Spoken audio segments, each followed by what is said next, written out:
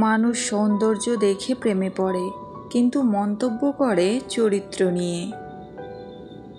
যে কথায় কথায় রাগ করে তার মনে ভালোবাসা ছাড়া আর কিছুই নাই, কারণ রাগের আড়ালে লুকিয়ে থাকে ভালোবাসার গভীরতা, যা সবাই বুঝতে পারে না।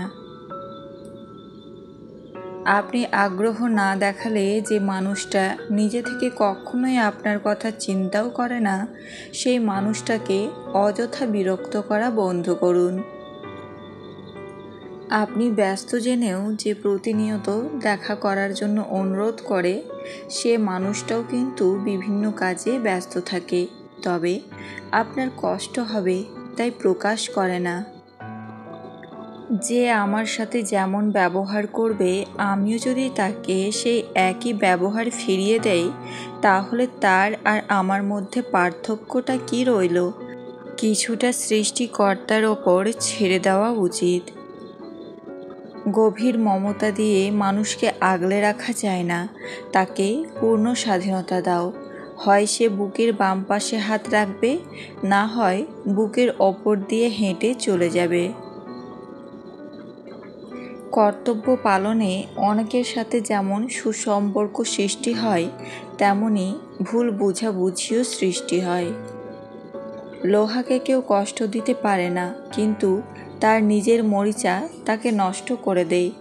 এইভাবে আপনাকেও কেউ কষ্ট দিতে পারবে না, কিন্তু আপনার চিন্তা আপনাকে হারাতে পারে।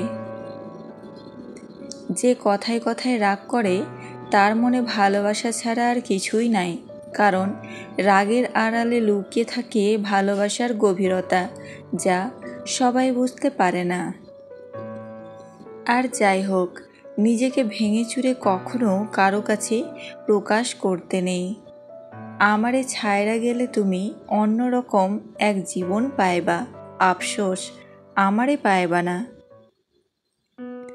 সে ভালো থাকুক তার নিজের জীবনে, আর আপনিও একা থাকা অভ্যাস করুন। জানেন তো, মানুষ মানুষকে ভালোবাসে না, মানুষ ভালোবাসে মানুষের অবস্থানকে। কাউকে অনেক দিন না দেখলে যতটা কষ্ট হয়, তার চেয়ে বেশি কষ্ট হয় বহুদিন পর তাকে দেখলে। তাই তো সেই মানুষগুলো আর সামনে না আসলেই ভালো। কারো সামান্য একটা মেসেজ যদি তোমার মন ভালো করে দেয়, তাহলে জেনে রেখো, কোনো একদিন তার সামান্য অবহেলাতেই তোমার কষ্টের সীমা থাকবে না। আসলে আমরা যখন কাউকে মন থেকে ভালোবাসি, তখন মানুষটা আমাদের আত্মা, রক্ত, মাংস, শিরা উপশিরা, চিন্তা, চেতনা, স্বপ্ন, অভ্যাস সবটা জুড়ে মিশে যায়। আপনি একদিন কারো না কারো প্রচণ্ড প্রিয় একটা মানুষ হবেন। আপনার সাথে কথা না বললে তার অস্থির লাগা শুরু হবে, অফলাইনে থাকলে তার চিন্তা হবে। আপনার সাথে কথা বললেই তার মন ভালো হয়ে যাবে।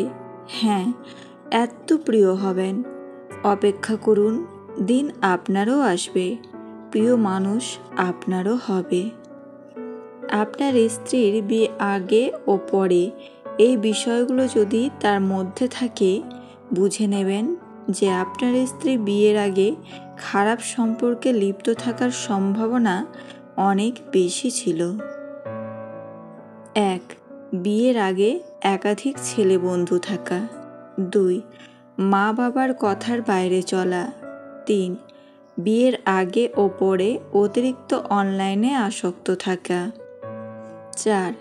বিয়ের পর প্রথম আপনাদের একান্ত সময়ে তার মধ্যে স্মার্ট ভাব থাকা এবং লজ্জা শরম কম থাকা।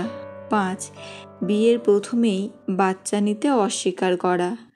বিয়ের প্রথম ইচ্ছেটা সবার মধ্যেই বেশি থাকা স্বাভাবিক, কিন্তু একজন ভালো স্ত্রী কখনোই তার স্বামীর কাছে আগ্রহ দেখাবে না। যে মানুষটি অল্পতে অনেক বেশি খুশি হয়, সে কিন্তু অল্প আঘাতেও অনেক বেশি কষ্ট পায়। এমন লোককে আঘাত করো যে তোমাকেও পাল্টা আঘাত করতে পারে, কিন্তু এমন লোককে আঘাত করো না যে চোখের পানি ফেলে উপরওয়ালার কাছে নালিশ দেবে।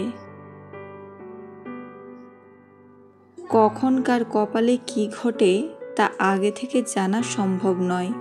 অর্থ, বিত্ত, রূপ, গুণের কারণে সাময়িক কিছুদিনের জন্য আমি হয়তো সময়কে নিজের মতো করে চালাতে পারবো।